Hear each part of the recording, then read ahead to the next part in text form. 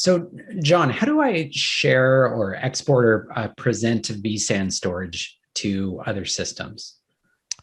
So there's different opportunities for this. So you've got the basic VMDKs that we know and love, your virtual hard disks that attach to virtual machines. You can use HCI mesh. And so you could have another, not a cluster even without vSAN, mount that vSAN data store remotely. You put VMDKs on it. That's great. There's some limitations on that. Just be aware with HCI mesh, they will have to live within the same vCenter server. But that's probably fine for most people.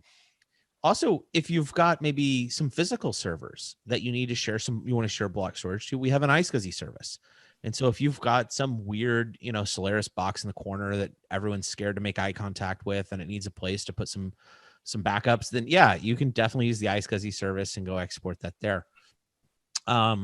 Thirdly, we also have the vSAN file services. And so we can also export NFS v3 and v4, as well as SMB3.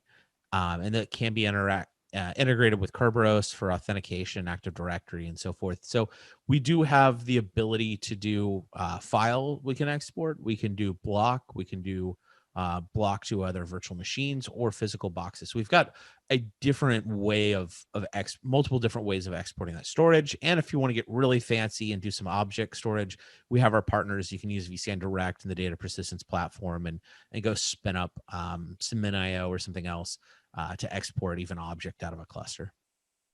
All right, so there's essentially no excuses then for looking when somebody may be looking at vSAN in their environment. They say, no, this isn't going to work because we need to have storage services rendered in this way. Sounds like we have a lot of different options, and all of them seem viable based off of those various situations.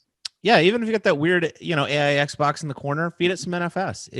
It's really, the storage cases where we're not going to be able to help you on is if you've got a camcorder, Pete, that still uses FireWire. I'm sorry, we don't speak FireWire.